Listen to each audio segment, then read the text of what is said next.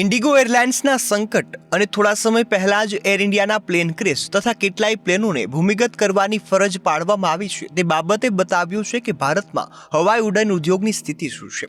ભારતનો હવાઈ ઉડ્ડયન ઉદ્યોગ ઊંચા આકાશમાં ઉડવા માંગે છે, પરંતુ જમીન પર હકીકત એકદમ વિપરીત છે।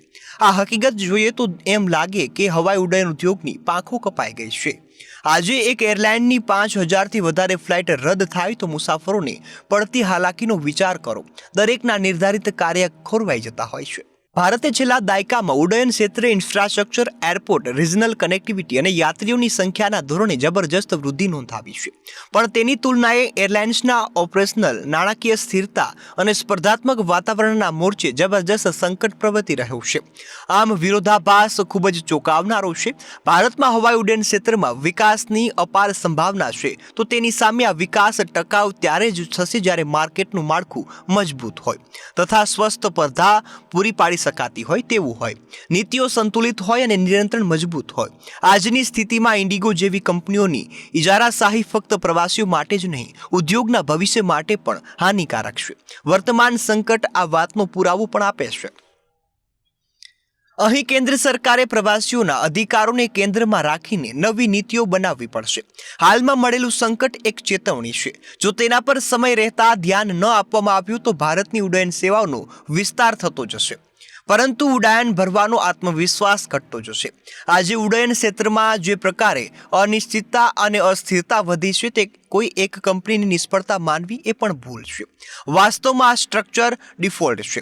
એરલાઇન્સોની આર્થિક સ્થિતિ નબળી થઈ ચૂકી છે, ભાડા આકાશને આંબી રહ્યા છે, પ્રવાસીઓનો વિશ્વાસ સતત ઘટી રહ્યો છે। આવામાં તે વાત અત્યંત આવશ્યક છે કે આ મુશ્કેલીને ફક્ત કંપનીની જ નિષ્ફળતા ન માનતા તેને વ્યાપક પાયા પર નીતિગત અસંતુલન અને બજારની સંરચનાની સમસ્યાના સ્વરૂપમાં પણ જોવી જોઈએ। હાલમાં આવેલું સંકટ કંઈ રાતોરાત નથી આવ્યું, તે કેટલાય વર્ષોથી પેદા થતી એ સમસ્યાનું પરિણામ છે, જેને યોગ્ય સમયે સંબોધવામાં ન આવી હતી, તેનો ઉકેલ લાવવામાં આવ્યો ન હતો। તેમાં સૌથી મોટી તકલીફ પ્રેડ એન્ડ વિલ્ટની એન્જિનની ટેકનિકલ ખામી સાથે જોડાયેલી છે, જેણે ઇન્ડિગો અને ગો ફર્સ્ટ જેવી અગ્રણી એરલાઇન્સને ઓપરેશનલ ક્રાઇસિસમાં ધકેલી દીધા છે। ગો ફર્સ્ટે તો તેના અડધા વિમાનોને બહાર કરવા પડતા છેવટે દેવાળું ફૂંકવાનો વારો આવ્યો। ઇન્ડિગોના પણ 70થી વધુ વિમાન હાલમાં ઉડી શકવાની સ્થિતિમાં નથી। તેની કુલ ક્ષમતાનો એ મોટો હિસ્સો પણ છે।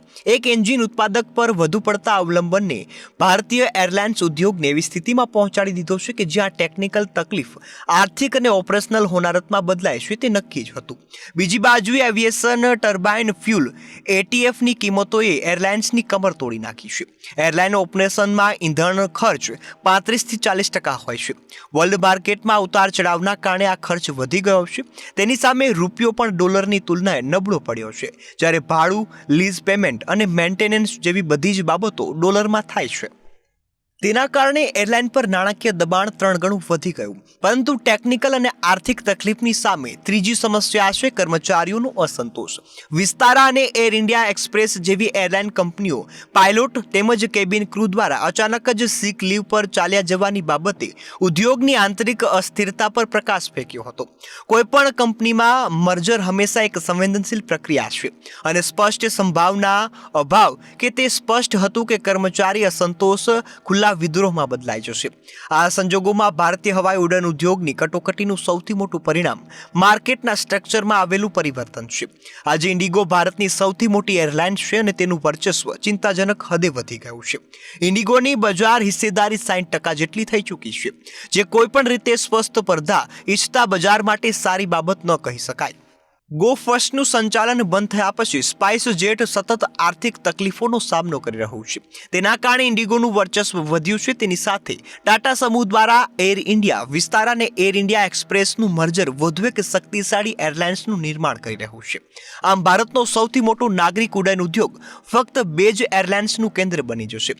જે રીતે ભારતમાં ટેલિકોમ બજારમાં રિલાયન્સ અને એરટેલ છે, ત્રીજી આછી પાતળી ક્યાંક વોડાફોન છે। આવી સ્થિતિ હવે એરલાઇન્સ સેક્ટરમાં પણ સર્જાઈ રહી છે।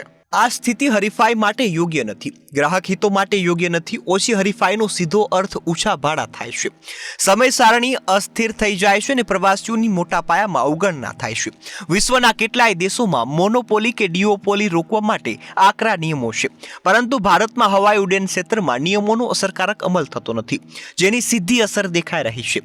આપણે સ્વીકારવું પડે કે ભારત સરકારે એવિએશન ઇન્ફ્રાસ્ટ્રક્ચરમાં વિકાસ માટે અત્યંત અસરકારક કામગીરી કરી છે. 2014માં એરપોર્ટની સંખ્યા 74 હતી, જે વધીને હવે 150 થઈ ચૂકી છે. ઉડાન યોજનાના લીધે આજે નાના શહેરો એર રૂટના મેપમાં ફેરવાઈ ગયા છે. પણ બીજી બાજુએ ડીજીસીએ સતત નબળું સાબિત થયું છે. ગો ફર્સ્ટ પહેલા ફાઇનાન્શિયલ અને ઓપરેશનલ ઇન્ડિકેટર્સની ઓળખ કરવાની જવાબદારી ડીજીસીએની હતી, પણ તે નિષ્ફળ ગઈ. આ ઉપરાંત એટીએફને જીએસટીમાં ન લાવવાનો નિર્ણય પણ ઉડ્ડયન ઉદ્યોગ માટે ભારે પડ્યો છે. વર્લ્ડ માર્કેટમાં ફ્યુલ પર ટેક્સ સામાન્ય રીતે લઘુત્તમ હોય છે. તેની સામે ભારતમાં સરકાર મેક્સિમમ ટેક્સ વસૂલે છે. તેના કારણે ભારતીય એરલાઇન્સ ક્યારેય પણ આંતરરાષ્ટ્રીય સ્તરે સ્પર્ધાત્મક ન બની શકી.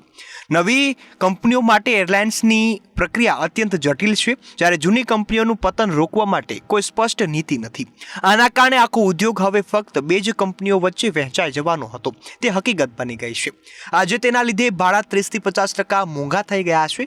ઉડાન રદ થવી સામાન્ય બાબત થઈ ગઈ છે. ઉડાન રદ થાય તો વળતર નહીં, પણ સામાન્ય ઈમેલ કરી અને માફી માંગી લેવામાં આવે છે. ભારતે હવે જો વિશ્વના 3જા નંબરનું સૌથી મોટું ઉડ્ડયન બજાર બનવું હશે તો ગ્રાહક કેન્દ્રીય અભિગમ અપનાવવો પડશે.